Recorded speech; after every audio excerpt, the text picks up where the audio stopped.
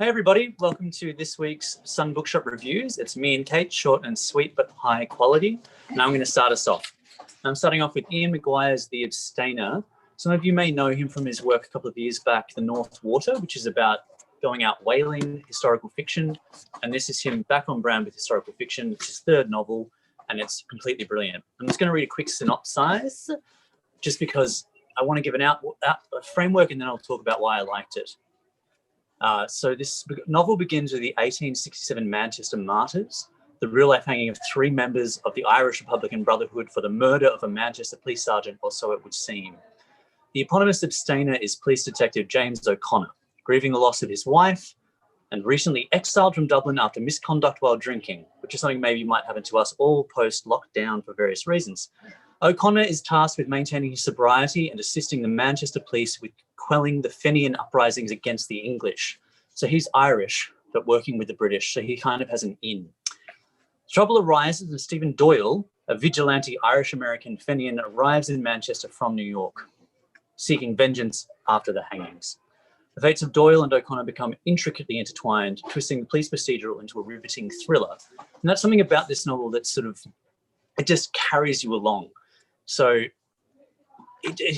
Ian McGuire is like master of historical fiction. It's that thing you can't get it from a film. So when he's describing the streets or an abattoir, there's the sense of smell and place, and he just throws you right in there. And he writes beautifully. He's a very beautiful writer. And so you've got all these incredible descriptions. You've got this very taut, this kind of political, social novel, and it's at the same time it's a thriller in 3 acts. So you're just reading along. It's completely rewarding. It's just for fans of Patrick Radden Keefe's Say Nothing, A Brilliant History, or Cormac McCarthy and Peaky Blinders, the television show. So absolutely loved it. Star favorite. Please read it. And now on to the lovely Kate. Thanks, Josh. So today I'm going to recommend The Betrayals by Bridget Collins. This is Bridget Collins' second fantasy novel for adults. You might remember her runaway bestseller, The Binding, which was released a couple of years ago, which is just a beautiful, magical book to read. So The Betrayals doesn't leave you wanting. It's also fantastic. I loved this novel.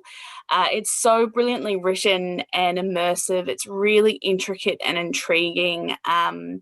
It intertwines the stories of 3 characters who sort of reside at this exclusive academy called Monteverde, at which the attendees learn the national grand game called the Grand Jeu, and it's like a high-stakes cultural game that the entire society is kind of immersed with.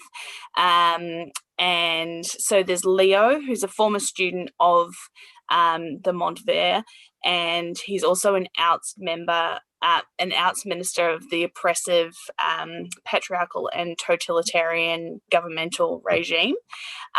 Claire, who is the only female master of the game, of the Grand Jeu, because the society is very much women have a place at home and with their husband and with happiness. So it's very unusual for women to be involved in this side of society.